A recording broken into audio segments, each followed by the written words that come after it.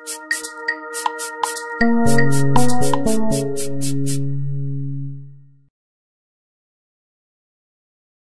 bonjour à toutes et à tous. Merci d'avoir bravé les éléments, effectivement, pour venir nombreux. Écoutez, donc voilà, les dernières nouvelles des trous noirs, les créatures sans doute les plus étranges et fascinantes du bestiaire cosmique. Dieu sait s'il regorge d'autres créatures étranges et fascinantes, les naines blanches, les étoiles à neutrons, les pulsars, les ondes gravitationnelles, etc., etc. Mais les trous noirs sont l'archétype vraiment du concept qui fascine. Alors effectivement, en revenant de Mars, je m'apprêtais à le faire, mais vous l'avez fait, donc je reviens de Mars. Et on va repartir beaucoup plus loin. Même le voyage sur Mars était absolument fascinant. J'espère que vous serez intéressés par cette plongée dans ce monde étrange et merveilleux des trous noirs. Alors vous savez, donc la définition de base du trou noir, c'est l'astre invisible par excellence, hein, le puits de gravitation qui absorbe toute matière, toute énergie et toute lumière et dont rien ne ressort. Alors il faut tout de même rappeler que, donc je vais vous donner les dernières nouvelles, parce que c'est un sujet assez ancien, puisque donc les premières intuitions qui puissent exister des astres invisibles dans l'univers sont pré-relativistes, remontent à la gravitation tout simplement newtonienne. Et puis c'est un sujet qui est devenu de plus en plus foisonnant au cours du temps, d'abord sur le plan théorique et puis maintenant sur le plan observationnel et expérimental. Et donc j'ai judicieusement choisi le titre Dernières nouvelles pour brosser à la fois évidemment un rappel, un historique, et puis vous parler des dernières découvertes et évidemment des nouvelles questions qui se posent. Alors je vous disais donc que le concept d'astre invisible était déjà présent dans les théories ordinaires de la gravitation newtonienne. Vous savez tous que si vous jetez une balle en l'air, elle retombe au sol, sauf si vous lui donnez une vitesse suffisante pour qu'elle s'échappe à l'attraction de la Terre, qu'on appelle donc une vitesse de libération. Voilà. Donc par exemple, si vous jetez un caillou à une vitesse de 7,2 km par seconde, bon, votre bras n'y arrivera pas. Vous satellisez le caillou, c'est-à-dire il va retomber sur Terre en chute libre, mais sans jamais toucher le sol, donc il va se mettre en orbite autour de la Terre. Et si vous lui donnez une vitesse de 11,2 km par seconde, qui est la vitesse non plus de satellisation, mais de libération, ben, l'objet peut effectivement quitter le champ gravitationnel de la Terre.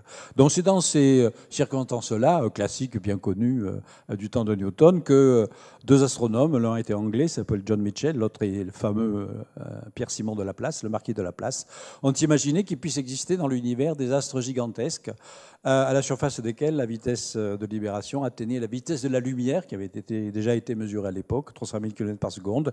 Ils en déduisaient donc que les rayons lumineux eux-mêmes ne pourraient pas s'échapper de la surface. Voilà, donc c'est la première intuition qu'il puisse exister des astres invisibles dans l'univers. Évidemment, à cette époque, on ignorait tout à fait les états très denses de la matière que l'on connaît aujourd'hui, donc les seules densités moyennes que l'on connaissait, c'était les densités moyennes des roches, du Soleil, de la Terre, etc., qui est de l'ordre de quelques grammes par centimètre cube, comme vous le savez. Et donc, ils avaient calculé un petit peu le profil, l'archétype de l'astre invisible. Ce serait, par exemple, un astre ayant la densité du Soleil, c'est de l'ordre de la densité de l'eau, tout simplement, 1 gramme par centimètre cube, mais qui aurait 500 fois le rayon du Soleil.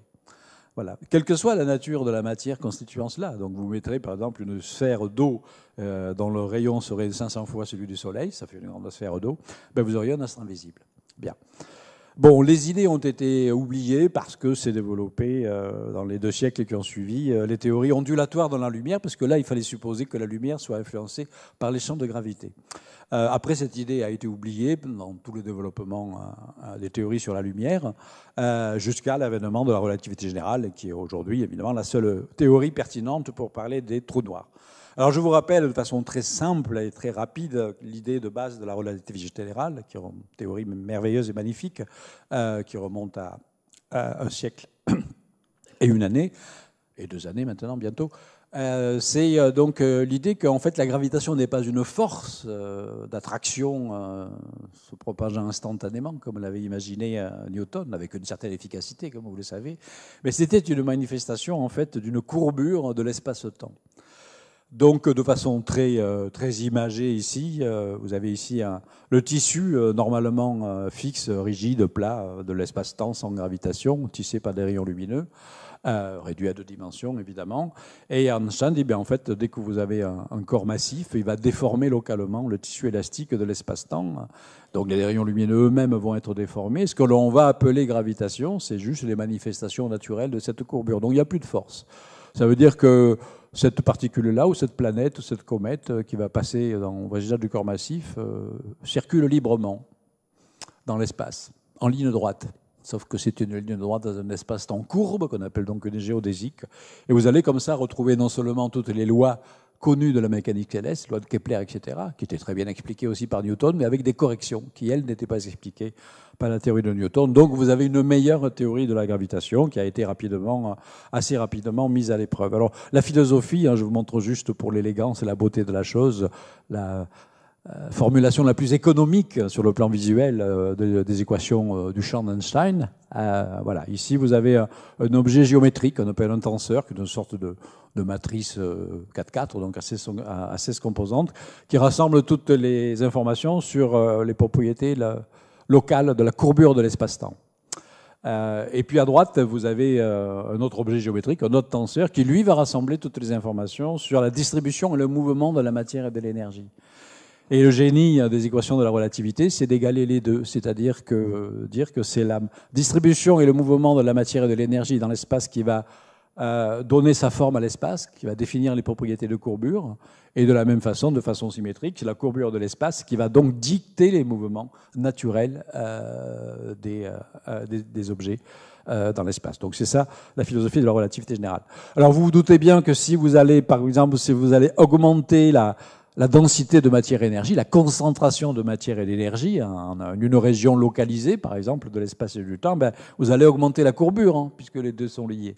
Et donc la grande question qui s'est rapidement posée dès 1917, une année après la publication des équations d'Einstein, c'est le problème dit de l'effondrement gravitationnel, sur lequel ont initialement travaillé Karl Schwarzschild, qui va découvrir la première solution en 1917 exacte des équations d'Einstein, dont on s'apercevra plus tard que c'est également la solution qui peut décrire la forme de l'espace-temps autour du trou noir le plus simple, qu'on appelle le trou noir de Schwarzschild, le trou noir parfaitement sphérique, sans rotation.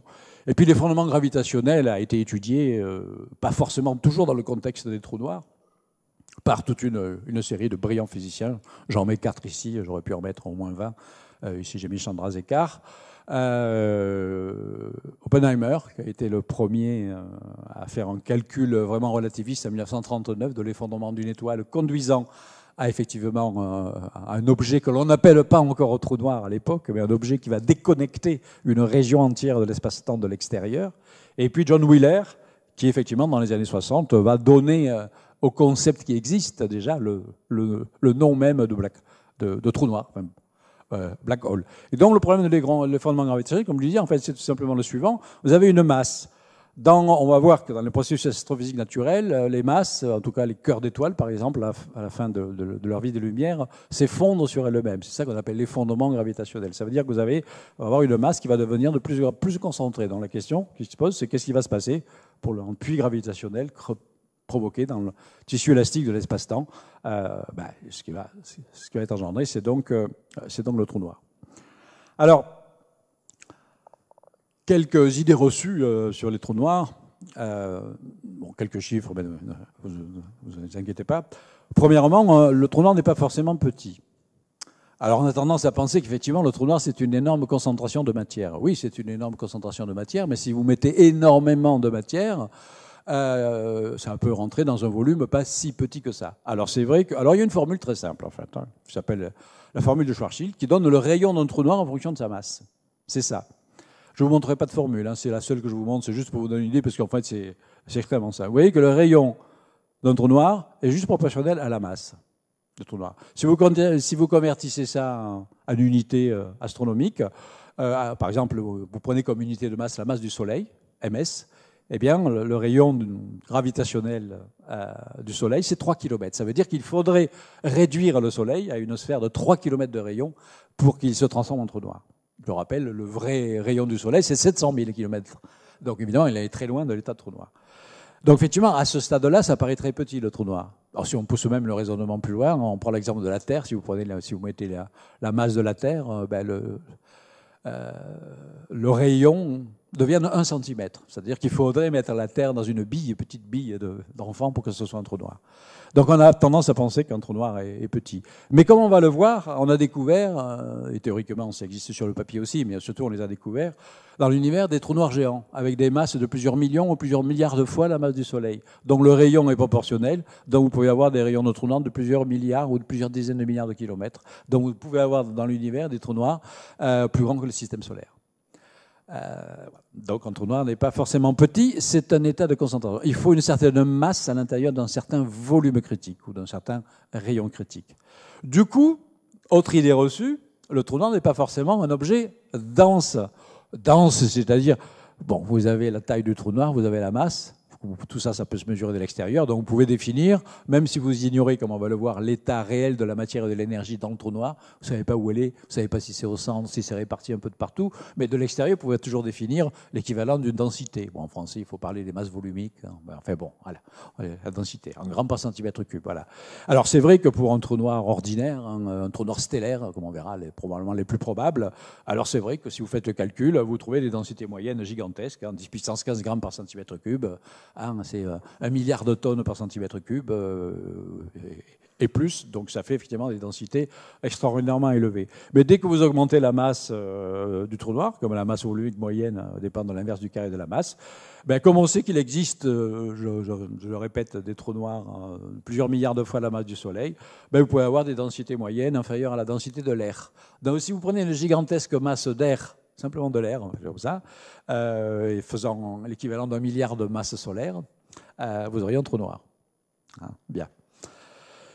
Donc, la conclusion de tout ça, je vous dire, en fait, le trou noir est un objet ni petit ni dense, c'est un objet compact, c'est-à-dire voilà, un objet qui rassemble une certaine quantité de matière dans un volume critique. Bien. Alors, on va aborder quatre sujets. Le premier, c'est la formation. Donc, sur le plan théorique, le trou noir est parfaitement donc prédit par les théories donc de la relativité générale, mais il faut voir après, est-ce qu'il y a des conditions réelles dans l'univers qui vont donner des effondrements gravitationnels susceptibles de conduire à des trous noirs. Après, quelques brefs aperçus sur la physique des trous noirs, vraiment les choses vraiment basiques. Après, une partie un peu plus visuelle sur la visualisation numérique de ces objets par définition invisible. Donc tout le défi, j'ai commencé mon travail de chercheur dans cette optique-là, a été justement de chercher des signatures observationnelles de l'existence des trous noirs. Et puis aujourd'hui, après le statut réellement observationnel, expérimental des trous noirs dans l'univers. Alors, je vous montre un diagramme qui est un peu compliqué, mais on va passer assez rapidement dessus. C'est simplement pour... c'est un diagramme masse-densité. Ici, vous avez les masses des objets. En unité de la masse du Soleil, donc le Soleil se trouve là. Et puis ici, vous avez la densité moyenne des objets, avec des densités qui augmentent vers le bas. Donc le Soleil est au centre du système de coordonnées. Bien. Tout ça pour vous dire que la plupart des objets, donc on peut classer tous les astres dans l'univers dans ce diagramme masse-densité. Masse-densité, par exemple, les planètes sont là. Les étoiles, toutes les étoiles sont sur cette ligne rouge. Les étoiles effondrées, mais pas complètement effondrées, qu'on appelle des naines blanches, se trouvent là. Les étoiles un peu plus effondrées, mais pas non plus complètement effondrées, qu'on appelle les étoiles à neutrons, se trouvent là. Et dans toute cette zone-là, tout objet qui se trouverait dans cette zone-là, en termes de masse et de densité, serait dans l'état trou noir. Et qu'est-ce que vous voyez ? Vous avez cette ligne noire, la zone qui sépare les trous noirs de tout le reste des astres de l'univers. Elle s'étend sur tout le diagramme. Ça veut dire qu'on peut avoir des trous noirs, par exemple des trous noirs stellaires, c'est-à-dire de masse stellaire. Les trous noirs qui sont dans cette zone-là correspondent à des masses d'étoiles. Vous pouvez avoir des trous noirs de masse intermédiaire, avec des masses, si on est là, on a des masses de, par exemple, 1000 fois la masse du Soleil. On appelle ça des trous noirs de masse intermédiaire. Si vous trouvez là, vous avez des trous noirs géants, donc qui sont massifs, à partir de 10 puissance 6 masses solaires et au-delà. Mais vous regardez les extrémités de l'échelle, et si vous êtes ici, vous avez ce qu'on appelle des micro-trous noirs, qui auraient des masses inférieures à celles de planètes, par exemple, ou des masses d'astéroïdes, mais corrélativement, leur taille serait incroyablement petite. Par exemple, la taille d'un proton. Un trou noir qui aurait la taille d'un proton aurait la masse d'un astéroïde. Et à l'autre extrémité de l'échelle, un trou noir également tout à fait théorique, hein, le trou noir univers lui-même, certaines hypothèses, je ne sais pas si j'aurai le temps d'en parler, sauf peut-être dans les questions, que notre univers lui-même pourrait être un gigantesque trou noir. Voilà. Et comme on le verra dans les processus de formation expliquent aujourd'hui assez bien la formation des trous noirs stellaires, les intermédiaires et les géants. Et non seulement on explique la formation, mais on les observe. En revanche, il y a plus de difficultés pour expliquer, il y a des modèles pour expliquer la formation de mini-trous noirs, qui se seraient éventuellement formés uniquement au moment du Big Bang. Mais là, il n'y a pas de, comme on le verra dans la partie expérimentale, il n'y a pas d'éléments expérimentaux prouvant leur existence. Alors commençons tout simplement par les trous noirs ordinaires, c'est-à-dire le trou noir stellaire. Tout simplement, pourquoi c'est les trous noirs ordinaires? Parce qu'on sait que les étoiles, comme le Soleil, brûlent leur carburant grâce aux réactions thermonucléaires. Et puis vous savez que, une fois que le carburant a été épuisé, le cœur de l'étoile, à la fin de la vie de lumière, le cœur de l'étoile va se contracter sous l'effet de sa gravité. Et donc on a toutes des théories qui se sont développées tout au long du XXe siècle, qu'on appelle les théories de l'évolution stellaire, qui retracent finalement toutes les étapes de l'évolution d'une étoile, le facteur primordial étant la masse initiale de l'étoile. Alors je vous montre encore un autre diagramme qui est un tout petit peu compliqué, mais on ne va pas rentrer dans les détails, hein, c'est juste pour vous fixer les idées. Voilà, c'est un diagramme qui montre le schéma général de l'évolution des étoiles. En haut, les chiffres montrent la masse initiale des étoiles. À partir de la masse solaire jusqu'aux étoiles les plus massives qui dépassent guère 100 fois la masse du Soleil, etc. Et donc, et là, on a les densités vers le bas. Donc, il est clair qu'une fois que l'étoile, donc l'escalier initialement là, dans un état initial, elle est dans un état stable comme le Soleil. Et puis donc, voilà, à mesure que l'étoile évolue, le cœur se contracte. Alors, les grandes découvertes donc, de l'évolution des étoiles disent que toutes les étoiles dont la masse initiale est inférieure à 8 fois la masse du Soleil, c'est cette zone verte-là, le cœur de l'étoile qui s'effondre va donner naissance à un objet compact qui n'est pas un trou noir, qu'on appelle une naine blanche.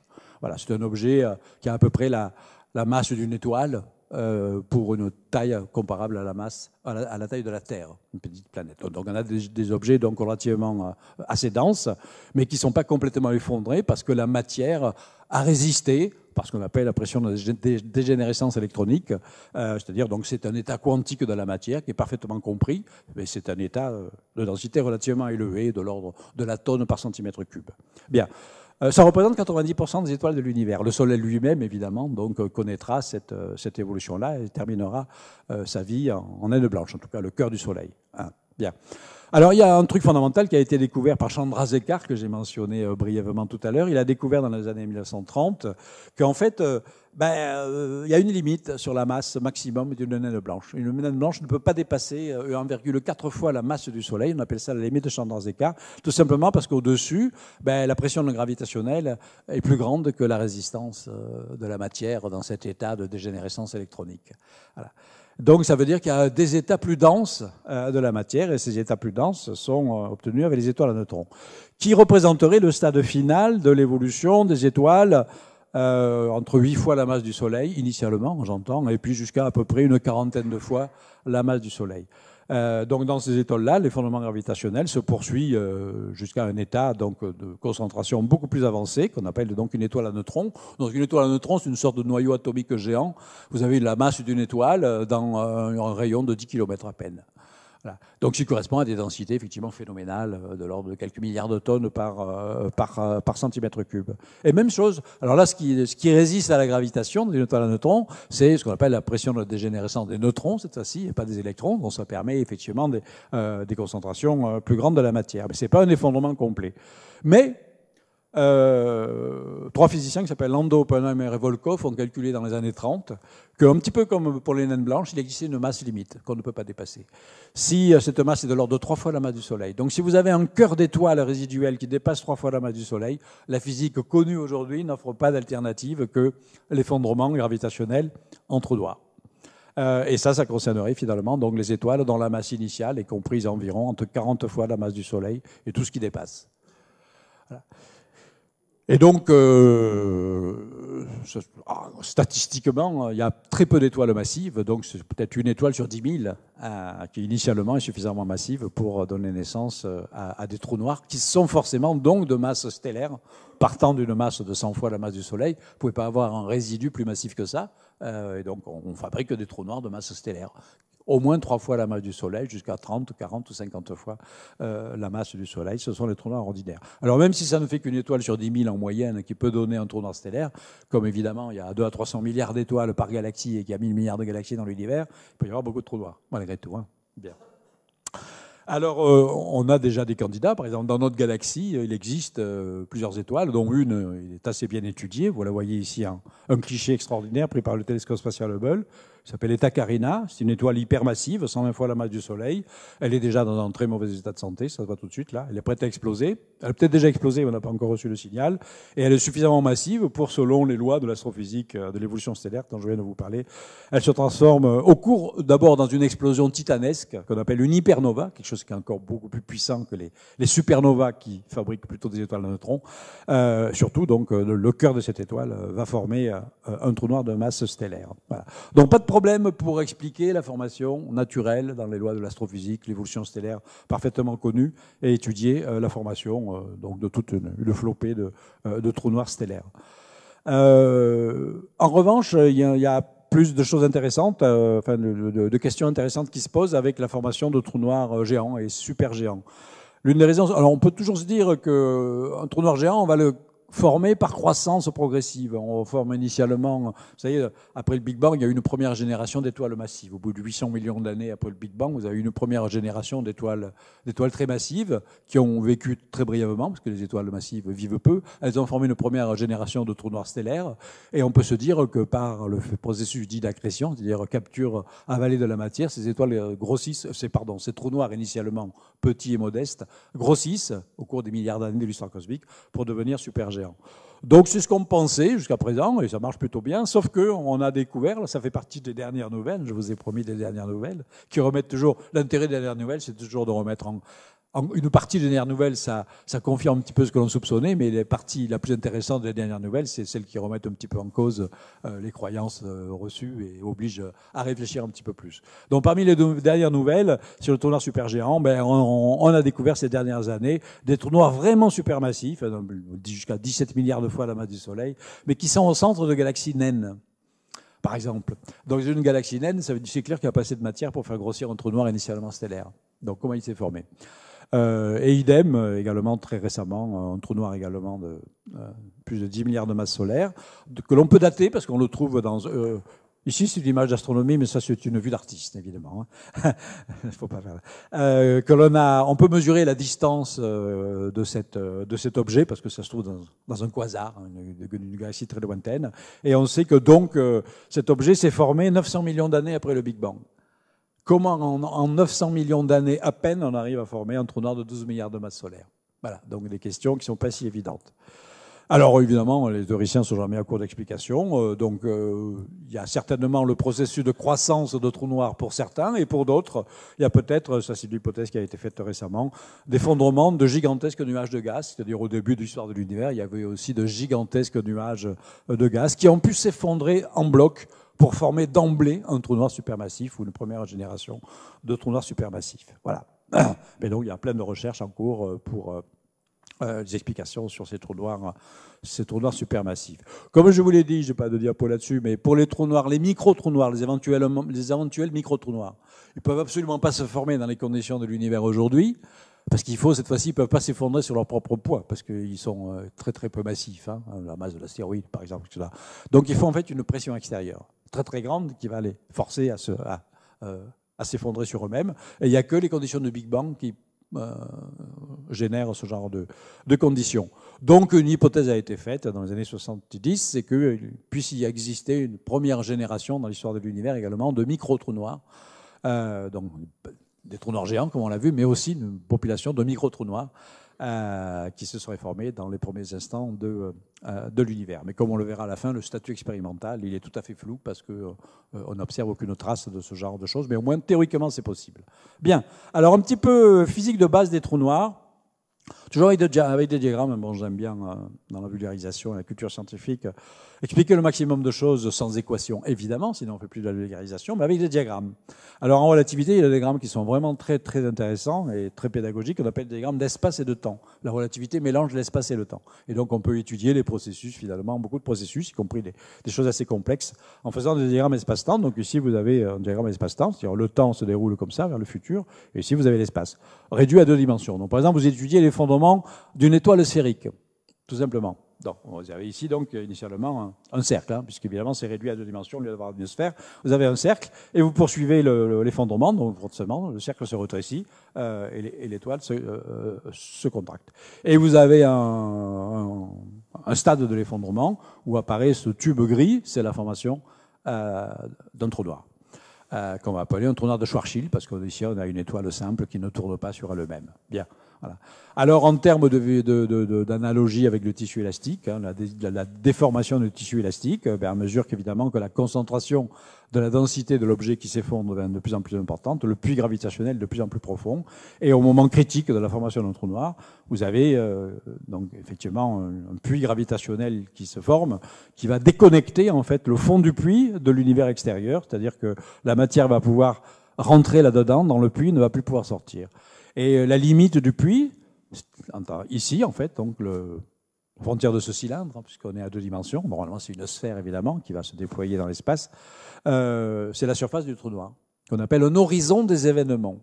Horizon des événements parce que, comme le terme d'horizon l'indique, au-delà on ne peut rien voir, au-delà d'un horizon, et au-delà il y a des événements. De la même façon qu'à l'extérieur des événements, les points de l'espace-temps, il y a dans l'intérieur des événements, mais ceux-là sont inaccessibles à l'observation extérieure.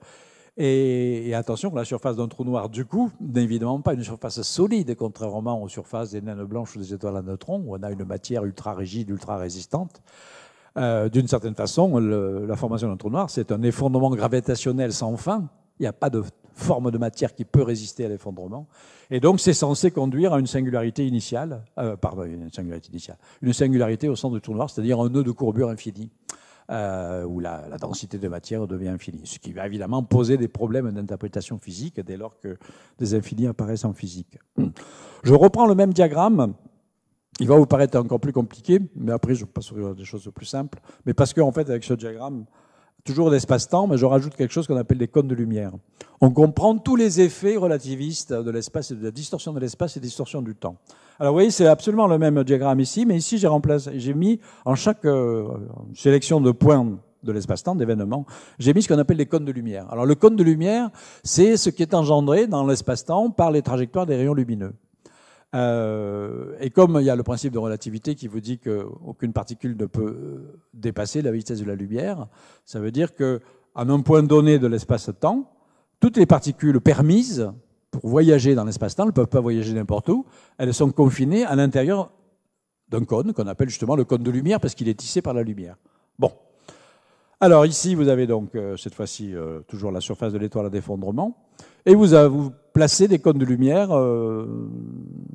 distribués de façon en vrai temps. Vous prenez des horloges, vous prenez une balise lumineuse par exemple, qui va émettre un signal lumineux chaque seconde par exemple. Ce signal lumineux va se propager par l'extérieur, ça ce sont les signaux lumineux. Et vous voyez qu'à mesure que le champ gravitationnel augmente, les signaux lumineux sont de plus en plus incurvés et déformés puisque la lumière est influencée par la gravitation. Et ces signaux lumineux sont reçus par un observateur extérieur qui est par exemple en rotation autour du trou noir. Donc s'il est en rotation du trou noir, il est à distance constante, c'est pour ça qu'on a une ligne verticale. C'est la ligne d'univers d'un observateur qui est en orbite circulaire autour du trou noir et qui reçoit les signaux émis par la surface de l'étoile en effondrement. Qu'est-ce que vous constatez?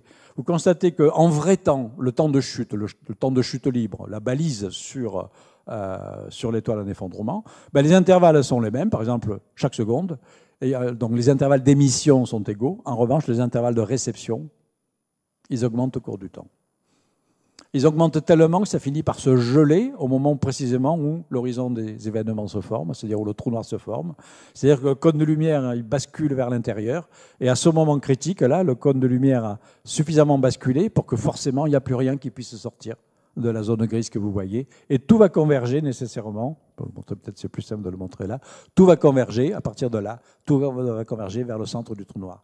Et donc vous voyez cet effet de distorsion temporelle, le temps extérieur perçu n'est radicalement différent du vrai temps, le temps propre lié à la chute libre et à la formation du trou noir. Et ce qui veut dire que toute l'histoire qui se déroule, donc comme lien, ça porte bien son nom, l'horizon des événements, tous les événements qui vont se dérouler désormais dans ce tube, ad infinitum, sont absolument perdus et hors d'accès de tout observateur extérieur.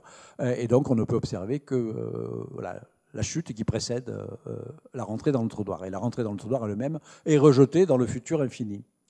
Alors ça peut être troublant pour l'esprit de tous les jours de penser qu'en fait il existe plein de trous noirs qui existent déjà dans l'univers, on les observe, etc. Mais dans notre temps à nous, aucun ne s'est encore formé. La formation des trous noirs, pour nous, parce que nous ne sommes pas dans le vrai temps. C'est ça l'élasticité du temps en relativité. Hein. Pour nous, la formation des trous noirs est rejetée dans notre futur infini. Ça ne veut pas dire qu'ils n'existent pas. Dans leur temps à eux, c'est-à-dire leur vrai temps, ils se sont bel et bien formés. Hein. Bien.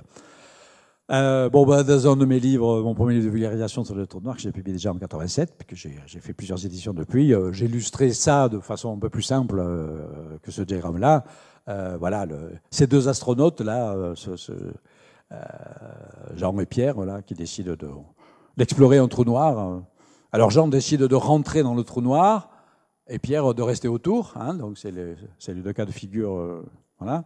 Et donc, Jean, qui plonge dans le trou noir, décide de faire un dernier salut à l'humanité, parce qu'il sait qu'il ne va pas revenir raconter l'histoire. Mais il se filme par une caméra de télévision, et les images sont transmises à son copain Pierre, qui lui reste à l'orbite circulaire. Alors, comme vous le voyez, le film, au début, se déroule normalement, dans le vrai temps de Jean. Et puis, au moment où Jean traverse la surface du trou noir, il ne ressent rien, hein, des petits tiraillements dans les pieds s'il y a des forces de marée, enfin, peu importe, mais bon, il finit son salut, sans problème. Voilà. Ça, c'est le moment où il a traversé l'horizon. Pour Pierre, lui, qu'est-ce qu'il voit ? Initialement, le film est le même, et puis le temps se ralentit, et le temps se fige. Et il va se figer éternellement dans le geste qu'avait Jean au moment où il a traversé le trou noir. Un étirement fantastique du temps, le gel du temps. Donc, c'est une illustration pédagogique et spectaculaire de cette élasticité du temps, hein, caractéristique de la relativité générale, mais qui est rendue maximum avec les champs gravitationnels incroyablement puissants, et donc des vitesses approchant la vitesse de la lumière provoquée par les trous noirs. Bien. Maintenant, évidemment, en général, les effondrements gravitationnels ne sont pas sphériques. Il y a de légères asymétries, là j'ai beaucoup exagéré, hein. Il n'y a pas de distorsions comme ça sur les étoiles, grosso modo. Mais il y a un phénomène fondamental qui va conduire à l'un des plus grands résultats d'ailleurs de la physique des trous noirs, puis après des conséquences expérimentales dont je parlerai, c'est-à-dire l'émission des ondes gravitationnelles. C'est-à-dire que toutes les irrégularités s'écartant de la symétrie sphérique ou de la symétrie axiale vont être effacées en fait lors de la formation d'un trou noir qui va se stabiliser dans un état finalement extrêmement simple, et ces informations vont être évacuées sous la forme de ce qu'on appelle des ondes gravitationnelles, hein, sur lesquelles je reviendrai. Hein. Ce sont des propagations en fait de certaines informations gravitationnelles autres que la courbure. La relativité générale vous dit que non seulement un objet massif va créer localement une courbure, un puits de gravitation, mais si cet objet se déplace, eh bien la courbure elle-même va se déplacer, un peu comme vous agitez un bâton à la surface d'un étang. Vous avez aussi des ondulations circulaires qui vont se propager vers l'extérieur. Donc en gravité, c'est la même chose, on appelle ça des ondes gravitationnelles. Du coup, ça conduit au théorème fondamental des trous noirs, qui les place vraiment dans un statut très particulier par rapport à n'importe quelle autre forme de matière, qu'on appelle le trou noir, en français, un trou noir n'a pas de chevelure. Ça veut dire qu'en fait, l'information qui peut participer, toute information contenue dans tous les objets qui peuvent participer à la formation d'un trou noir. Bon, là, évidemment, en général, c'est des étoiles, des choses comme ça. Mais enfin, si un jour vous avez un trou noir comme poubelle et vous vous débarrassez de vos postes de télévision, vous pouvez le jeter dedans, etc. Donc, toutes les informations sur la forme, la couleur, la composition atomique, chimique, etc., est perdue, est engloutie dans le trou noir. Et le trou noir devient l'objet le plus simple de la physique, puisqu'il perd tous ses cheveux, ou ses poils, selon la traduction, pour n'en garder que 3. Les 3 choses qui restent, c'est la masse, le moment angulaire, de la façon dont ça tourne, et éventuellement une charge électrique. C'est permis par les lois de relativité, mais dans les conditions astrophysiques, les charges électriques, va s'effacer, va se neutraliser rapidement. Donc le trou noir générique, le trou noir astrophysique générique, c'est le trou noir dit de Kerr, qui a deux attributs seulement, la masse et le moment angulaire, c'est-à-dire sa quantité de rotation. Donc c'est l'objet le plus simple de la physique. Alors que ça paraît compliqué au départ, on a un truc de relativité générale, paradoxalement. Vous définissez entièrement les propriétés d'un trou noir à l'équilibre avec deux seulement paramètres, et y compris les propriétés de l'espace-temps qu'il y a autour. Voilà. Donc c'est l'un des objets absolument de la physique, absolument magique. Un morceau de sucre, c'est beaucoup plus compliqué. Il vous fait des milliards de paramètres si vous voulez décrire totalement le morceau de sucre, par exemple. Bien. Alors, je vais sélectionner, parce que je ne vais pas tout vous montrer.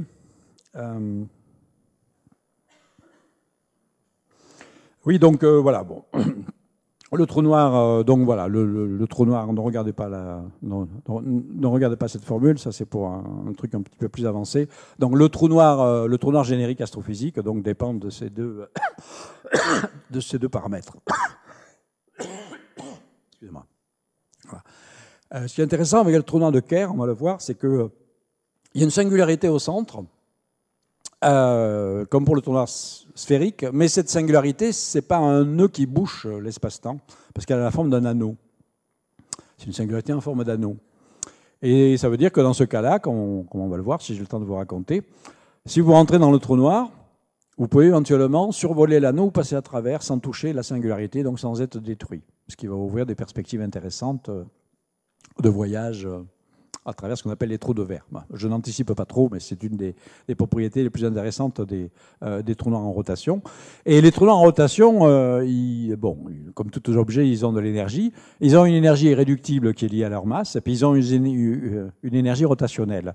Et, en tout cas par des expériences de pensée, on pense que cette énergie rotationnelle pourrait être extraite par des processus physiques, dont l'un d'entre eux a été découvert par le grand physicien mathématicien Roger Penrose, où par un ensemble de processus, on pourrait en fait freiner un trou noir en balançant des particules dedans dans certaines trajectoires, etc., et récupérer une partie de l'énergie rotationnelle d'un trou noir. Et on a même donc imaginé des scénarios qui ressemblent à des scénarios de science-fiction, dans lesquels on utiliserait des trous noirs en rotation comme une poubelle galactique, avec une civilisation qui construirait autour une cité industrielle qui produit des déchets qui sont mis dans des bennes, qui déversent leurs ordures dans des points très précis de l'environnement d'un trou noir et selon des trajectoires très précises. Et quand les bennes sont récupérées, on récupère l'énergie cinétique de la benne, on s'est débarrassé des ordures et on fait le bilan énergétique calculé en relativité générale. Et on trouve que non seulement on a récupéré la totalité de l'énergie des ordures, par E égale MC2, et en plus on a récupéré, ayant freiné le trou noir, on a récupéré également une partie de l'énergie rotationnelle du trou noir, ce qui évidemment c'est écologique et parfaitement. Bien. Alors, on ne sait pas s'il y a des civilisations galactiques suffisamment avancées pour utiliser le trou noir comme poubelle. Une autre propriété fondamentale des trous noirs, enfin, c'est un ensemble de propriétés qu'on appelle finalement les lois d'évolution des trous noirs. Comment ils interagissent entre eux, quand ils entrent en collision, comment un trou noir évolue par rapport à son environnement, etc. Et tout ça, ça a été des travaux théoriques d'abord, qui ont été faits dans les années 60 et 70, essentiellement par l'école anglo-saxonne. Et finalement, il y avait une sorte d'analogie entre les lois d'évolution des trous noirs et les lois de la thermodynamique habituelle. Et parmi les lois de la thermodynamique habituelle, la plus connue, c'est la seconde loi de la thermodynamique, qui s'appelle aussi la loi de l'entropie, qui vous dit qu'en fait, l'entropie d'un système thermodynamique isolé ne peut qu'augmenter au cours du temps. Et l'entropie mesure la dégradation d'un système, c'est-à-dire la perte d'information que l'on a sur un système. Ça veut dire que donc, effectivement, les trous noirs grossissent au cours du temps et on peut leur associer une entropie qui est proportionnelle à leur surface. Et la surface augmente, donc l'entropie du trou noir augmente au cours du temps. Et on peut du coup leur attribuer aussi une température théorique qui serait liée à la pesanteur, qu'on appelle la gravité de surface, liée donc, je vous montre les formules, c'est pas la peine de les regarder. Voilà. Oui, alors parce que dans les conditions usuelles, pour les trous noirs astrophysiques, si vous faites le calcul, l'entropie d'un trou noir, c'est un truc absolument gigantesque. L'entropie se mesure en sorte de bits d'information, des unités d'information. Donc, pour un trou noir qui aurait la masse du Soleil, son entropie serait de 10 puissance 77 unités d'information, ce qui est absolument gigantesque, un puits d'information invraisemblable. Et la température, en revanche, serait incroyablement faible, c'est-à-dire qu'on commencerait à avoir un trou noir suffisamment chaud uniquement pour des masses extrêmement petites, donc pour les micro-trous noirs. Bien. Bon, ces lois ont fini par être retrouvées, parce que là, ce sont que des analogies de formules, puis elles ont fini par être retrouvées beaucoup plus tard, lorsque se sont développées des théories plus sophistiquées, qu'on appelle des théories de gravitation quantique, où certains ont pu réellement calculer l'entropie d'un trou noir, c'est-à-dire la quantité d'information d'un trou noir, en disant finalement qu'elle était collée d'une certaine façon sur la surface d'un trou noir, c'est-à-dire sur l'horizon des événements. C'est-à-dire que les unités d'information qui permettent de compter l'information qui est dans le trou noir, en bits quantiques, des 0 ou des 1, fait intervenir en fait la surface minimum, qui s'appelle une aire de Planck. C'est-à-dire, voilà, on triangule l'horizon sphérique d'un trou noir en petites unités, des aires de Planck, qui sont évidemment très petites, 10 puissance moins 66 cm². Il faut 4 aires de Planck pour faire un bit d'information. Donc vous retrouvez la formule, l'entropie est égale à l'aire divisé par 4, dans un certain système d'unités. Et ça explique pourquoi l'entropie est si gigantesque. Parce qu'évidemment, l'unité, l'aire de Planck, est incroyablement petite. Donc même un trou noir stellaire qui est relativement petit, ça va avoir effectivement un nombre d'aires de Planck absolument gigantesque. Donc on retrouve cette formule-là. Mais du coup, c'est toujours dans la physique là, puis ça va se compliquer malheureusement au-delà, mais c'est ça qui est intéressant avec les trous noirs.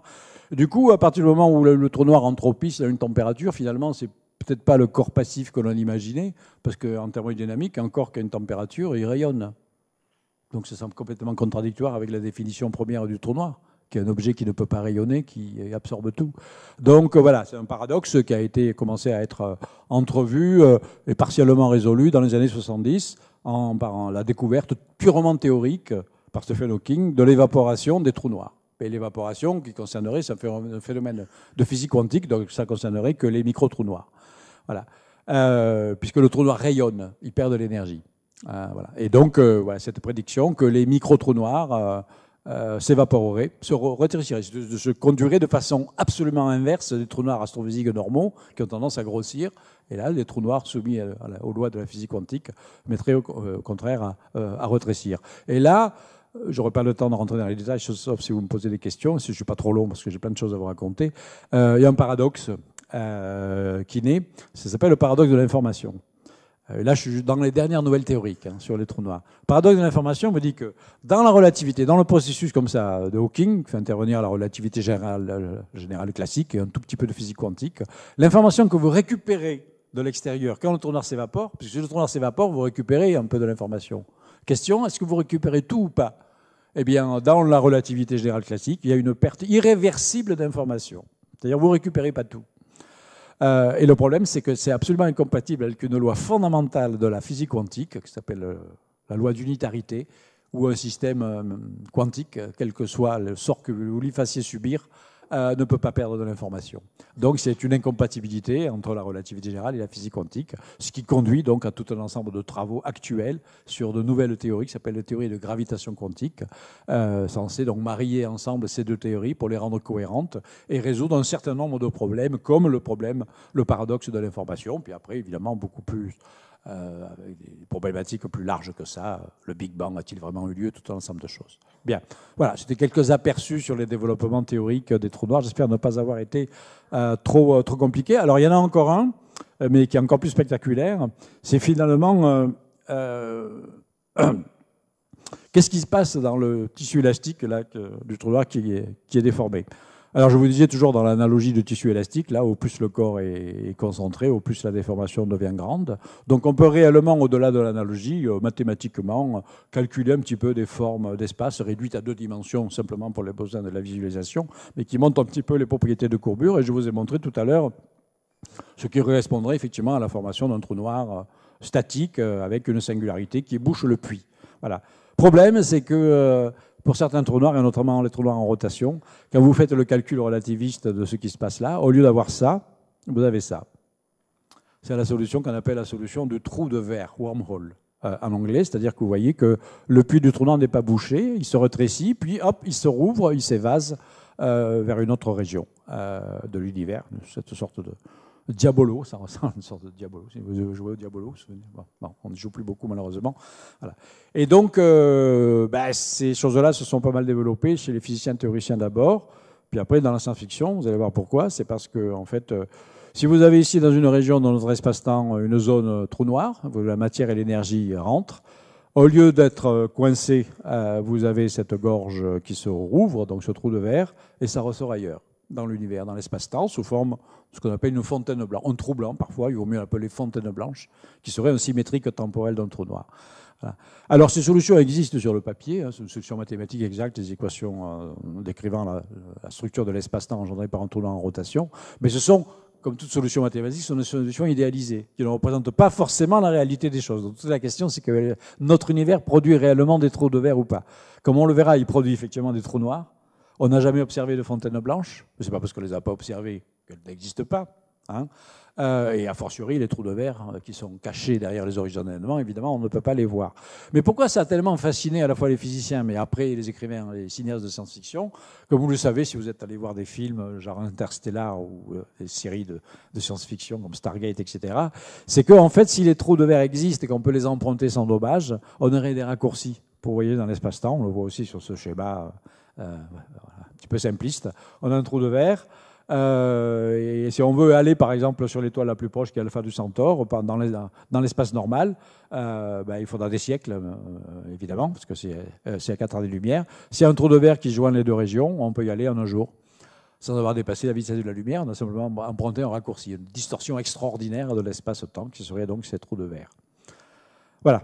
Donc le statut théorique des trous de verre, il est encore incertain. Est-ce que les trous de verre existent toujours dans des théories plus sophistiquées de gravitation quantique? Et puis surtout, est-ce que les trous de verre sont stables? Est-ce qu'ils peuvent se former réellement dans l'univers, etc. La question est ouverte.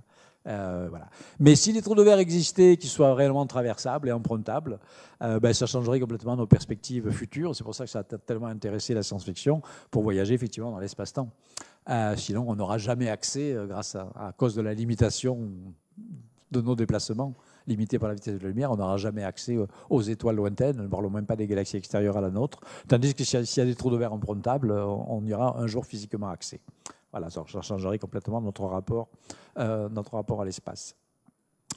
Petit chapitre sur la visualisation des trous noirs. Alors d'abord, la visualisation numérique. Moi, quand j'ai commencé à travailler sur les trous noirs, ce n'était pas tout à fait mes premiers travaux. J'avais fait mes premiers travaux dans les années 76, des travaux très mathématiques qui n'avaient rien à voir avec les trous noirs. Et puis, dans les années, en 78, je me suis dit, mais finalement, ces objets-là, qui sont le parangon de l'invisibilité. Si on veut convaincre les astronomes que ça existe, il faut bien imaginer des processus par lesquels on va les voir indirectement, des signatures indirectes. Les signatures indirectes, c'est de la matière, par exemple, qui va tomber dans le trou noir avec des configurations particulières et qui va avoir des propriétés telles qu'il va y avoir des signatures indirectes de la distance du trou noir. Et comme à l'époque, on n'avait pas encore d'objets de télescope capables de voir ces environnements de trou noir, ce qu'on avait, c'était la simulation numérique. Même avec les ordinateurs de l'époque, il fallait se le taper, les gros IBM qui occupaient une salle entière à l'observatoire de Meudon avec les paquets de cartes perforées pour faire le programme. Enfin bref, j'ai été le premier, j'ai eu la chance d'être le premier à réfléchir sur ce truc-là et à publier donc la première image que vous voyez en haut de la simulation numérique d'un trou noir entouré de quoi? D'un disque de gaz chaud. Comme si vous aviez des anneaux de Saturne, par exemple, sauf qu'au lieu des blocs de glace, c'est du gaz chaud. Et ça ne ressemble pas du tout aux anneaux de Saturne, comme vous le voyez. Voilà. Tout simplement parce qu'on est dans un espace-temps courbe, les rayons lumineux sont déviés, vous avez des mirages et des illusions d'optique. Donc chaque point de cette image est calculé par un calcul d'ordinateur, un trajet de rayons lumineux dans le champ de gravité d'un trou noir, qui produit des illusions d'optique. On voit par exemple la totalité du dessus du disque, il n'y a pas de partie cachée derrière le trou noir qui est au centre. Et le petit halo qui brille là, qui est autour, c'est carrément l'autre côté du disque de gaz. C'est-à-dire vous voyez à la fois pile et face, à cause des distorsions absolument extrêmes. Bien, donc voilà, c'est ce premier calcul que j'avais publié en 1979. Après, ça a été repris, évidemment, par des ordinateurs beaucoup plus sophistiqués, en images, en couleurs, en animation, et ainsi de suite, comme vous voyez là. Ce que vous notez aussi ici, c'est une asymétrie de la lumière, tout simplement parce qu'il y a un effet physique fondamental. Les disques de gaz en rotation autour du trou noir sont en rotation. Et vous avez un effet lié à ce qu'on appelle l'effet Doppler. Dans la partie qui s'avance par rapport à l'observateur, si vous avez une source de lumière qui s'avance, les fréquences que vous en recevez, donc la luminosité, sont augmentées. Et donc là, on a simplement supposé que le disque tourne dans ce sens-là. Donc ça, c'est la partie qui s'approche de nous. Donc la luminosité est augmentée. Et là, c'est la partie qui s'éloigne. Normalement, c'est évidemment, la luminosité intrinsèque, elle est symétrique mais là, c'est asymétrique à cause de cet effet Doppler. Bien, si vous êtes allé voir, certains d'entre vous, je suis sûr, enfin, en tout cas au moins les jeunes sont allés voir Interstellar, le film en 2014, oui, quelques-uns sont allés voir Interstellar, où il y a beaucoup de simulations numériques de trous noirs, basées à peu près sur les mêmes équations que celles que j'avais faites en 79, avec des petits correctifs parce que j'ai calculé pour des trous noirs en rotation, mais grosso modo, les calculs sont les mêmes, faits sous l'égide de Kip Thorne, qui est un de mes collègues astrophysiciens, qui a été conseiller scientifique du film, et l'image clé en fait, du film, enfin l'une des images clés, c'est cette simulation de trous noirs entouré d'un disque de gaz. Voilà. Alors ça ne ressemble pas à l'image précédente, là pour deux raisons. La première, c'est que ce n'est pas le même angle de vue. Au lieu ici on est un peu au-dessus du plan, et là on est exactement dans le plan. Mais la deuxième différence essentielle, c'est que vous voyez, il n'y a pas d'asymétrie de la lumière. C'est absolument symétrique. Et ça, c'est une négligence. Alors, Kip Thorne m'a écrit, on se connaît évidemment parce qu'on est collègues, quelques mois avant que le film ne sorte sur les écrans français, il m'écrit un petit mail rapide en me disant: Jean-Pierre, si jamais tu vas voir Interstellar au cinéma, ne t'offusque pas en voyant l'image de simulation qu'il n'y ait pas l'effet Doppler que tu as évidemment été le premier à mettre en évidence. Je voulais le mettre évidemment parce que ça fait partie des équations, mais c'est le producteur, le réalisateur qui n'en ont pas voulu. Parce qu'ils ont dit que les spectateurs ne comprenaient rien à ce qui se passe. Bon, donc voilà, donc ça a été négligé. Voilà. Mais de fait, cette image-là, on l'avait calculée bien avant, avec mon collègue Jean-Alain Marc, dans exactement la même configuration, un disque de gaz. On est exactement dans le plan équatorial, mais en tenant compte de ça, voilà l'image beaucoup plus fidèle de à quoi ressemblerait donc ce trou noir entouré d'un disque de gaz mince. Comme vous le voyez, on l'avait calculé 15 ans plus tôt. Bien. Deuxième type de visualisation, le mirage gravitationnel provoqué par un trou noir qui passe devant la ligne de visée de quelque chose. Donc c'est un effet bien connu, ça s'appelle le mirage gravitationnel, et qui est causé par un effet de lentille gravitationnelle. C'est-à-dire vous avez un objet massif intermédiaire devant un paysage, cet objet va agir comme une lentille, mais au lieu d'être une lentille optique, c'est une lentille gravitationnelle, c'est-à-dire le paysage d'arrière-plan va être déformé, tout simplement parce que les rayons lumineux qui vont venir vont emprunter différents trajets de l'espace courbe. Alors, quelques simulations numériques, là encore, c'est hors d'accès de nos télescopes actuels. Simulations numériques qui ont été faites par un de mes collègues qui s'appelle Alain Riazuelo, qui est l'auteur des plus belles simulations numériques et les plus réalistes de ces mirages. Alors ça, vous voyez un paysage réel, c'est un paysage, c'est construit à partir d'une carte du ciel de l'hémisphère sud, avec les étoiles qui existent bel et bien dans cette même position. Ça, c'est par exemple Alpha et Beta du Centaure. Ça, c'est la Voie lactée. Ça, c'est le centre de galaxie, etc. On recalcule ce paysage. Ça, c'est le paysage normal. Hein. Bon, on recalcule ce paysage en supposant qu'il y a un trou noir dans cette direction-là. On va calculer l'effet de mirage gravitationnel. Et l'image que l'on calcule, c'est ça. Superbe image où on voit les distorsions de l'image de la Voie lactée ici. Et puis, une deuxième distorsion beaucoup plus grande. Vous avez la Voie lactée tout entière, celle qui fait tout le tour du ciel, pas seulement le bout de la Voie lactée qui est dans le champ de vue, mais la Voie lactée tout entière qui fait le tour du ciel, qui est entièrement dupliquée autour du trou noir. Pourquoi ? Parce que le trou noir produit ce mirage le plus puissant, le mirage gravitationnel le plus puissant, c'est-à-dire va dupliquer à l'intérieur d'une zone théorique qu'on appelle l'anneau d'Einstein, que j'ai mis ici en pointillé rouge. L'univers extérieur tout entier est dupliqué et répété, mais de façon extrêmement déformée. Voilà. Donc vous n'avez pas seulement le champ de vue qui est dupliqué, mais c'est la voûte céleste tout entière, et c'est l'une des raisons pour lesquelles vous voyez la totalité de la Voie lactée. Bien. Et alors pour rendre les choses encore plus spectaculaires, je vais vous montrer maintenant toujours un calcul par Alain Riazuelo. Ici, c'est un autre paysage de l'hémisphère sud, toujours la Voie lactée. Ici, c'est la Croix du Sud. Ici, c'est Alpha Beta du Centaure. Ça, c'est Canop, une étoile très brillante. Et ça, c'est si vous connaissez un petit peu d'astronomie, c'est les nuages de Magellan, les deux galaxies satellites. Ça, c'est le grand nuage de Magellan, le petit nuage de Magellan. Bien. Qu'est-ce qu'on va faire maintenant ? On va recalculer ce paysage, qui est le paysage réel, que l'on peut voir depuis la Terre en tout cas, en faisant passer un trou noir devant. Et on va recalculer image par image le paysage. Et je répète, ce n'est pas des vues d'artistes, c'est vraiment des calculs, simulations numériques, intégration des rayons lumineux. Vous avez l'anneau d'Einstein parfait. Et vous voyez toute cette myriade de petits points qui sont là, c'est la duplication de toutes les étoiles brillantes du ciel, pas seulement celles qui sont dans le champ, mais l'ensemble des étoiles de la voûte céleste, qui ont réellement été mises dans leur position réelle et puis leur position dupliquée. C'est pour ça qu'on voit environ 2 à 3 000 étoiles, ce sont les 2 à 3 000 étoiles visibles à l'œil nu, qui sont entièrement dupliquées. Voilà, le mirage gravitationnel change étape par étape. Bon, bref. Voilà, donc ce genre de simulation numérique qui pédagogiquement a vertu de montrer beaucoup d'effets, notamment également des effets d'amplification. Vous voyez en fait les tailles des étoiles qui normalement sont ponctuelles. Ici, on a mis simplement une taille proportionnelle à la luminosité. Et vous avez vu fugitivement une étoile, un couple d'étoiles qui est la même en fait, c'est la même étoile vue deux fois, subitement briller, tout simplement parce que la luminosité augmente grâce à ces effets de mirage gravitationnel. C'est-à-dire également, on a, comme dans une lentille, on a aussi de l'amplification par les lentilles gravitationnelles. Et dans le futur, certains imaginent qu'on pourra, une fois qu'on aura accès réellement par les télescopes à ces mirages gravitationnels créés par des trous noirs, les utiliser comme télescope naturel, télescope gravitationnel, permettant de voir en arrière-plan des objets que normalement on ne devrait pas voir parce qu'ils sont trop faibles, mais grâce à l'amplification gravitationnelle, on pourra les voir. Donc je finis ce tour d'horizon par maintenant, alors l'astronomie d'aujourd'hui, qu'est-ce que nous disent les observations astrophysiques. Alors, je vous disais qu'il pouvait y avoir des micro-trous noirs formés uniquement dans les conditions du Big Bang, auquel cas ils seraient accompagnés d'évaporation, par le processus d'évaporation de Hawking, là, quantique. Les micro-trous noirs formés au début de l'univers devraient s'observer aujourd'hui en train de s'évaporer, sous forme de certains sursauts gamma, etc., qui ne sont pas observés. Enfin, on observe des quantités de sursauts gamma, mais qui ne sont pas créés, qui ne sont pas dus à des évaporations de trous noirs. Donc ça limite, ça ne veut pas dire qu'il n'existe pas, qu'il ne s'en est pas formé, mais il y a une contrainte expérimentale très forte. Il y a très très peu de micro-trous noirs par unité de volume dans l'espace. Bien, peut-être même qu'il n'y en a pas du tout. Et du coup, on s'est dit, mais alors est-ce qu'on ne pourrait pas les créer artificiellement? Alors on a beaucoup parlé de ça voilà, au moment de l'ouverture du grand accélérateur du CERN, où un petit peu, les gens aiment bien faire peur un petit peu au public, là.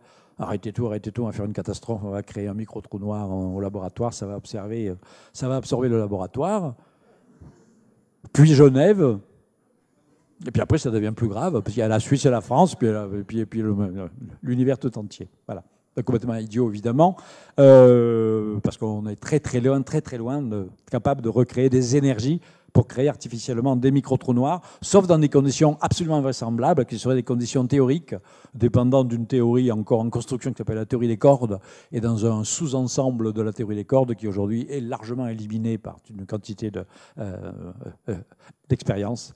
Donc voilà, on ne peut pas créer de micro-trous noirs artificiels au CERN. Et c'est bien dommage, hein, parce qu'évidemment, si on pouvait les créer artificiellement, il n'y aurait d'abord aucun risque pour que le laboratoire s'engloutisse, ça on le sait, et ça aurait permis de les étudier. Donc bref, pas de micro-trous noirs pour l'instant. En revanche, alors là, vraiment, dans la détection des trous noirs stellaires, alors pourquoi on va les détecter? D'abord indirectement, par la chute de matière, je vous disais. Le calcul que j'avais fait dans les années en 79, on soupçonnait déjà qu'il y avait des trous noirs qui vivaient, des trous noirs stellaires. Vous ne savez peut-être pas, mais la plupart des étoiles ne sont pas célibataires, elles vivent en couple. C'est un système binaire.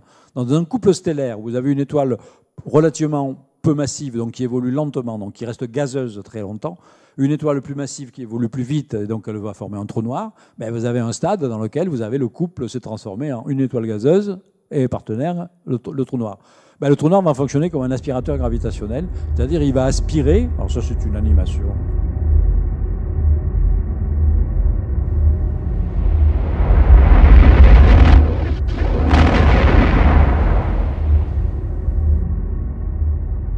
Vous voyez que de partie de l'enveloppe donc, est aspirée par le trou noir, et ça va former le disque d'accrétion, celui dont j'avais calculé, en admettant qu'on a une résolution gigantesque dans cette petite région-là, celui que j'avais calculé dans mon image de 1979. Ce disque d'accrétion, donc c'est un disque de gaz qui devient de plus en plus chaud en perdant de l'énergie, et ça finit par tomber dans le trou noir. Et dans les dernières phases, le gaz est chauffé à des dizaines de millions de degrés, et donc émet des bouffées de rayonnement X. Et c'est comme ça qu'on a détecté les premiers trous noirs stellaires dans notre galaxie, quand on était capable, dans les années 70, pour la première fois, d'embarquer des télescopes à rayons X dans l'espace, puisque les rayons X n'arrivent pas au sol, heureusement pour nous. Et on a détecté des sources X, ce qu'on appelait des sources X binaires, c'est-à-dire des couples d'étoiles dans lesquels on ne voyait qu'une composante optique normale, l'étoile normale, mais on voyait à côté partir des bouffées de rayonnement X que seuls des objets compacts comme les trous noirs pouvaient expliquer. Et on a donc eu comme ça les premières détections de trous noirs distellaires. Et aujourd'hui, donc, on pense que dans une galaxie comme la nôtre, il doit y avoir quelques millions de trous noirs stellaires, et pour l'instant, on en a une trentaine qui sont dans cette phase où on peut effectivement, dans cette phase d'observabilité. Bien. En ce qui concerne les trous noirs de masse intermédiaire, ce seraient des trous noirs dont les masses sont comprises à environ entre quelques centaines et quelques milliers de fois la masse du Soleil. Alors, théoriquement, leur existence ne faisait pas de problème. En revanche, le processus de formation posait quelques problèmes. On a longtemps douté de leur existence. Et puis, ça fait partie, à nouveau, des toutes dernières nouvelles sur les trous noirs de masse intermédiaire. On a maintenant des objets dont on a pu mesurer, enfin des trous noirs de masse intermédiaire dont on a pu mesurer la masse.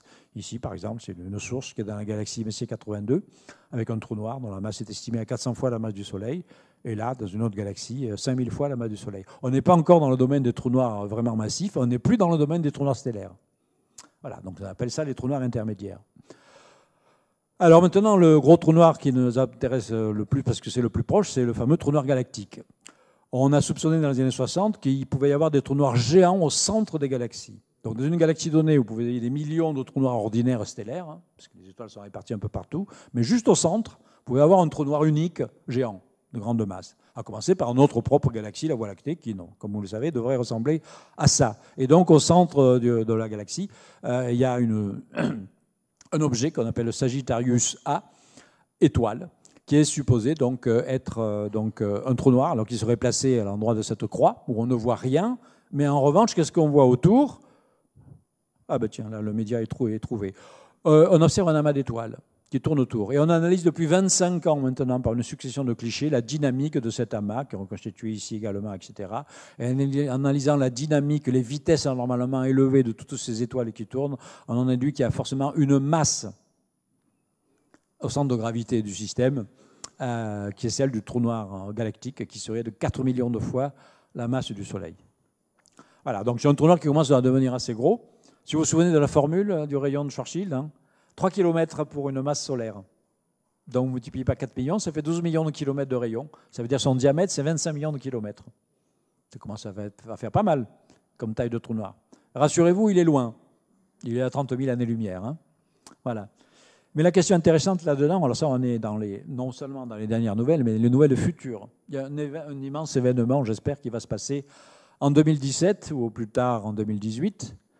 C'est ce qu'on appelle l'Event Horizon Telescope. Pour la première fois, un réseau de télescopes, mais pas des télescopes optiques, des télescopes radio, fonctionnant dans un mode qu'on appelle l'interférométrie à longue base, c'est-à-dire on peut coupler des radiotélescopes qui sont un peu partout sur la planète. Ici, vous en avez au Groenland, vous avez en Antarctique, vous avez en Amérique du Sud, à Alma, etc., aux États-Unis, en France, un radiotélescope de Nancy, tout ensemble de choses, etc., pour avoir l'équivalent d'un radiotélescope de la taille du réseau. Ça s'appelle l'interférométrie. Vous couplez les choses comme ça. Et donc, du coup, vous pouvez avoir une résolution angulaire incroyablement fine. Parce que pourquoi? Parce que pour voir le trou noir galactique, à 25 millions de kilomètres, mais à 30 000 années-lumière, c'est à peu près la taille d'une pièce de monnaie à la surface de la Lune. Donc, sur la surface de la Lune. Donc, un télescope ordinaire n'arrivera pas à faire ça, mais l'Event Horizon Telescope, qu'on a appelé Event Horizon Telescope, qui est censé voir l'horizon à l'échelle de résolution de l'horizon des événements du trou noir galactique. Ben voilà, la résolution est en train d'être achevée au mois d'avril, lorsque tous les réseaux seront couplés. Et donc, normalement, en 2017, fin 2017, on devrait avoir la première image. Ça, ce sont des images simulées du trou noir galactique, mais probablement, on aura des images qui devraient ressembler, avec un peu plus de flou quand même, hein, à l'image que j'ai calculée en 1979. Un trou noir entouré d'une structure de matière. Voilà, donc on attend ça quand même avec pas mal d'impatience. Donc vous voyez, la traque des trous noirs commence à s'affiner, parce que pendant des années, on n'avait que des informations très très indirectes sur les trous noirs, et puis là, on se rapproche. En ce qui concerne les trous noirs géants, les trous noirs supermassifs, alors donc, comme je vous le disais, donc, bien plus massifs que le trou noir galactique, hein, on passe à des centaines de millions, voire des milliards de fois la masse du Soleil. Voilà, on pense qu'ils sont au centre de galaxies géantes, les radiogalaxies, les quasars, etc. Et on pense qu'il y en a beaucoup plus que ce que... Enfin, aujourd'hui, à nouveau, dernière nouvelle, c'est-à-dire datant de 2016, beaucoup plus de trous noirs supermassifs que ce que l'on pensait, grâce à ces observations-là. Donc c'est un cliché obtenu il y a quelques mois par le télescope à rayon X qui s'appelle Chandra. Et dans un champ, le champ de vue que vous correspondez, c'est à peu près 30 minutes d'arc, donc c'est à peu près la taille d'une pleine lune. Hein. Donc petite région du ciel. Voilà. Ça, ce sont que des sources X. Et ces sources X, c'est des trous noirs supermassifs qui accrètent du gaz, qui attirent du gaz et les chauffent pour donner des rayons X. Et donc, voilà. Donc, il y en a 5000 dans un champ aussi petit que celui de la pleine Lune.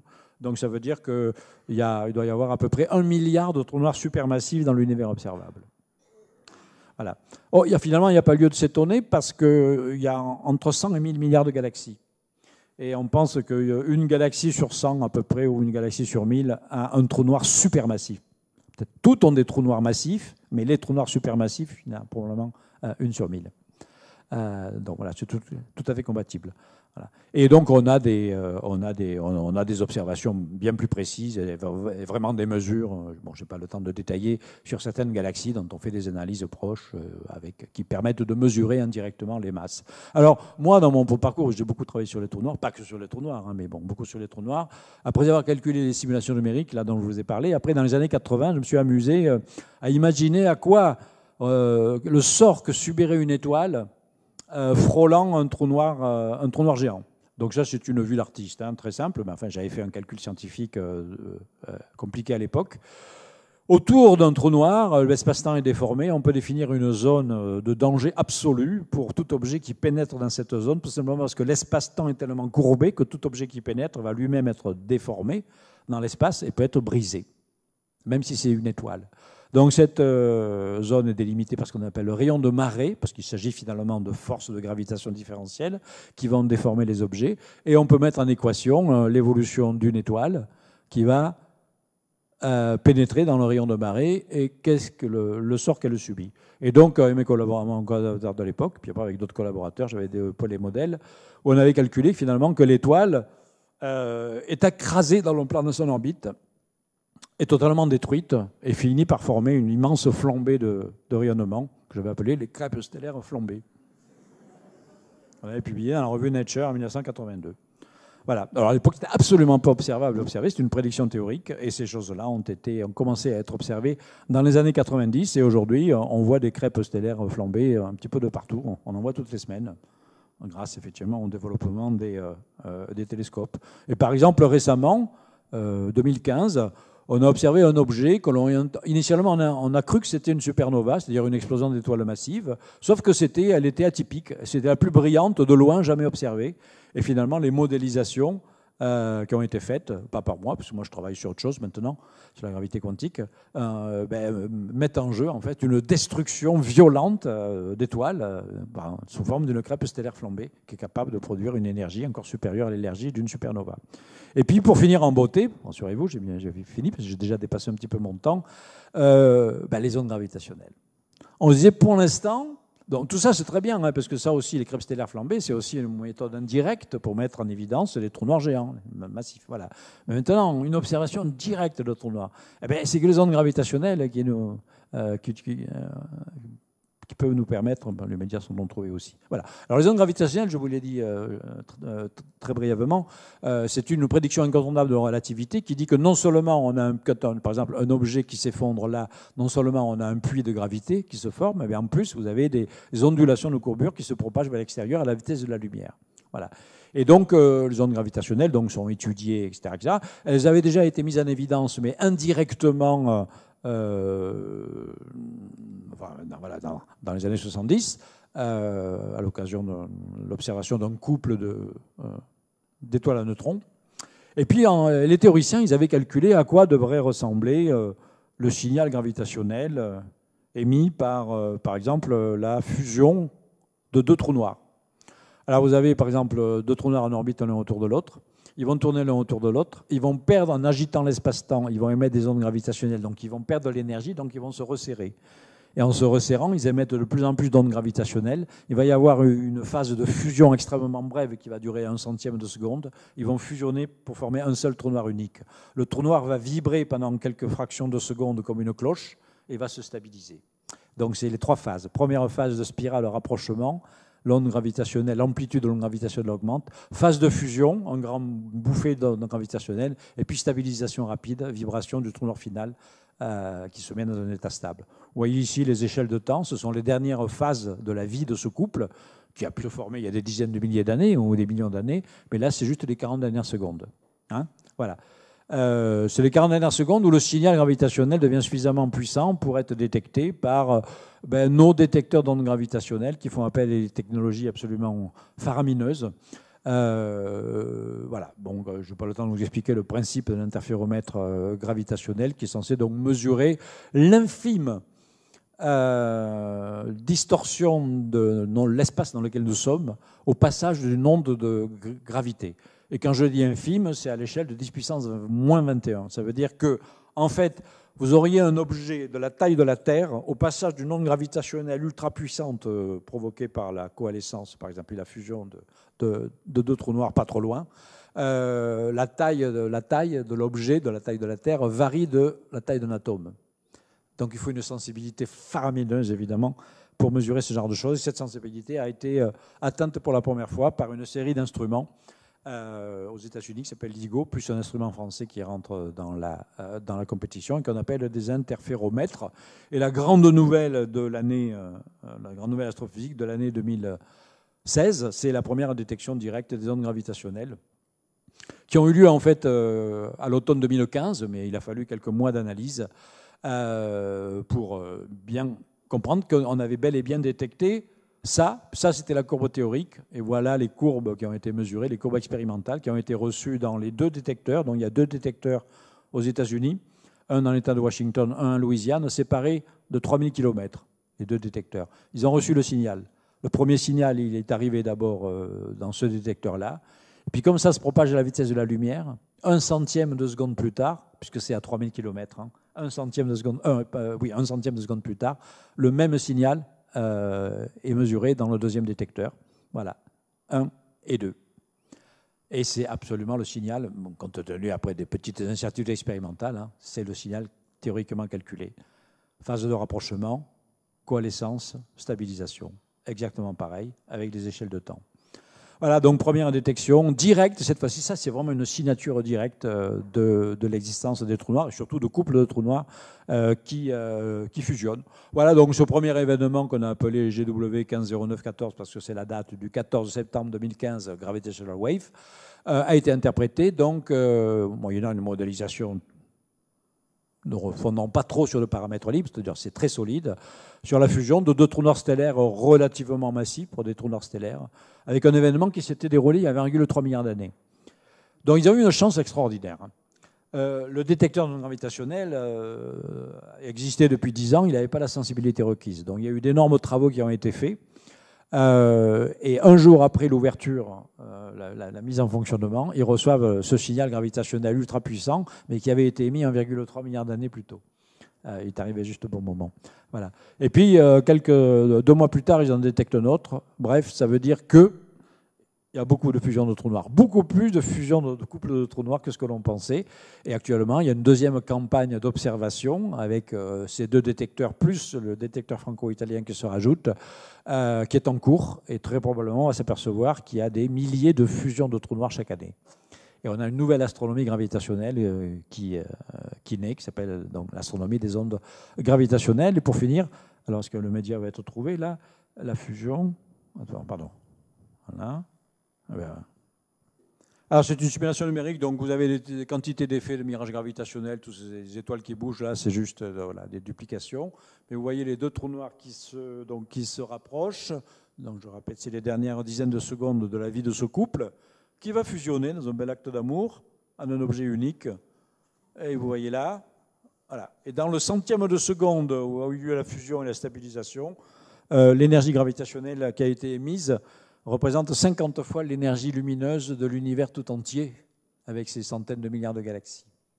On a détecté évidemment qu'une infime résidu, bribe gravitationnelle, évidemment, qui a été détecté sur Terre. Bien.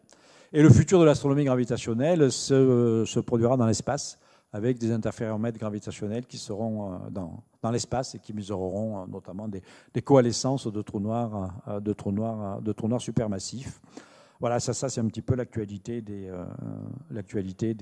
la recherche sur le trou noir. Mais vraiment l'événement majeur, hein, je répète, donc de l'année 2016, ça a été la détection des ondes gravitationnelles uniquement par des trous noirs, parce que c'est les trous noirs qui sont capables de produire les ondes gravitationnelles les plus puissantes. Et puis en 2017, il y aura à nouveau une deuxième campagne d'observation, donc on va avoir des résultats, puis comme je vous le disais, les espoirs avec l'Event Horizon Telescope de voir pour la première fois la silhouette du trou noir galactique. Donc beaucoup d'excitation pour tous ceux qui travaillent sur le trou noir. Et moi, même si je ne travaille plus directement sur le trou noir depuis quelques années, je suis évidemment l'évolution de tous ces trucs-là. Puis à chaque fois qu'il y a des nouvelles sur le trou noir, évidemment, je suis interviewé, etc., pour donner mon avis. Et tout ça, c'est absolument passionnant. En tout cas, pour moi, j'espère que ça vous a plu. Alors, si vous voulez pousser un petit peu plus loin, voilà, ce que je vous ai raconté, parmi les nombreux livres, alors voilà, c'est plus simple, plus compliqué. Celui-là, c'est vraiment le b.a.-ba un petit peu, puisque c'est l'univers en 100 questions. Et sur ces 100 questions, il doit y en avoir 5 ou 6 qui sont consacrés au trou noir. Bien, juste une page, hein, donc ça veut dire que c'est vraiment le b.a.-ba.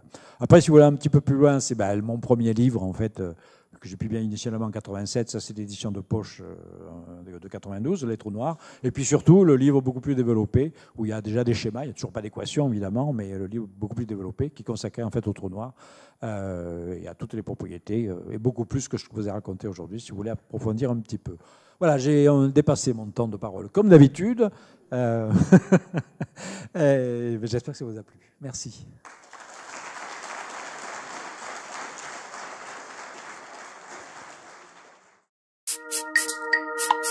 Thank you.